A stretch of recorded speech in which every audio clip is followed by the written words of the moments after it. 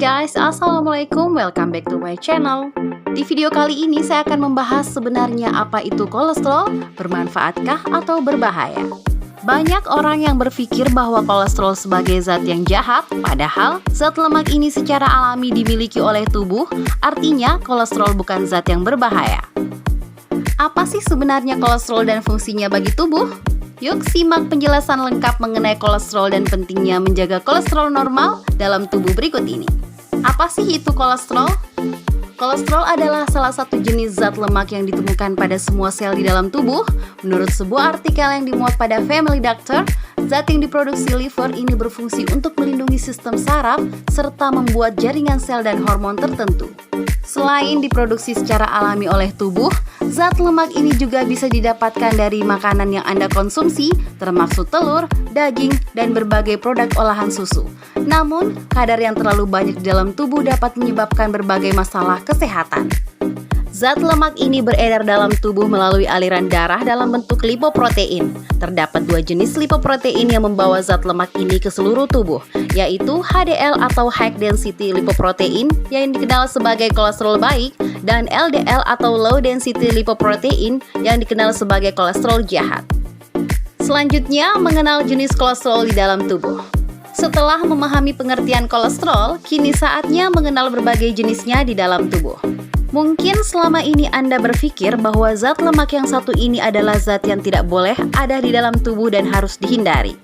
Namun nyatanya tubuh tetap membutuhkannya di dalam darah, asal dalam kadar normal.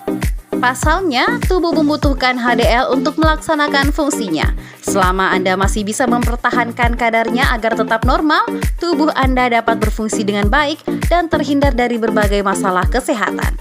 HDL dan LDL harus selalu dalam kondisi seimbang di dalam darah.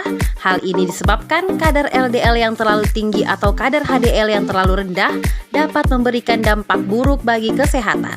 Kondisi tersebut dapat menyebabkan penyakit kolesterol tinggi dan meningkatkan resiko berbagai komplikasi kolesterol termasuk serangan jantung, penyakit jantung koroner, hingga gagal jantung. Berikut adalah kedua jenisnya yang terdapat di dalam darah dan perlu Anda ketahui. Yang pertama adalah kolesterol baik atau HDL. Kadar HDL yang tinggi dalam darah merupakan hal yang baik untuk kesehatan. Bahkan, ini mungkin menjadi salah satu pertanda bahwa kadar kolesterol di dalam tubuh secara keseluruhan terhitung normal.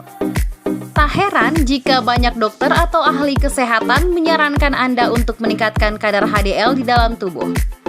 HDL akan mengambil kelebihan LDL dalam aliran darah ke liver, sehingga LDL bisa dipecah dan dikeluarkan dari tubuh.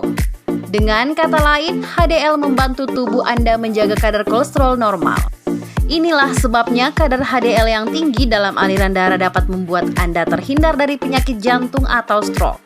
Namun, bukan berarti keberadaan HDL bisa mengeliminasi LDL secara keseluruhan, hanya sebagian kecil dari LDL yang bisa terbawa oleh HDL. Dan yang kedua, kolesterol jahat atau LDL. Jika kadar HDL yang tinggi merupakan pertanda baik untuk kadarnya di dalam tubuh secara keseluruhan, kadar LDL yang tinggi menunjukkan hal berbeda. LDL dianggap sebagai kolesterol jahat karena jika jumlahnya berlebih di dalam aliran darah dapat menyebabkan penumpukan pada pembuluh arteri. Masalahnya, penumpukan dari zat lemak ini dapat mempersempit pembuluh darah arteri dan menghambat aliran darah menuju ke jantung. Dengan begitu, resiko mengalami berbagai penyakit jantung pun meningkat. Selain itu, kadar LDL berlebih juga menyebabkan penggumpalan darah yang dapat memicu serangan jantung sewaktu-waktu. Salah satu cara menjaga agar kadar kolesterol tetap normal adalah menurunkan kadar LDL. Anda dapat menurunkan kadar LDL dalam darah dengan cara memperbaiki kebiasaan makan, melakukan olahraga teratur, atau mengkonsumsi suplemen penurun kolesterol jika perlu. Kemudian kita akan membahas mengenai trigliserida. Meski trigliserida bukan salah satu jenis kolesterol, tapi Anda tidak bisa mengabaikan zat ini begitu saja. Pasalnya, trigliserida juga merupakan salah satu zat lemak yang paling banyak ditemukan di dalam tubuh. Agar tidak tertukar mengenai konsep kedua zat lemak di dalam darah ini, Anda perlu mengetahui perbedaan antara kolesterol dan trigliserida. Kadar trigliserida di dalam darah juga akan dihitung jika Anda melakukan tes panel lipoprotein. Jika kadar trigliserida terlalu banyak di dalam darah, bersamaan dengan kadar LDL yang tinggi dan kadar HDL yang terlalu rendah, berpotensi menyumbat pembuluh darah arteri dan meningkatkan risiko serangan jantung dan stroke. Selanjutnya, kadar kolesterol normal bagi anak-anak dan orang dewasa. Mengingat keberadaannya tetap dibutuhkan oleh tubuh, Anda perlu menjaga agar kadarnya tetap berada pada angka normal.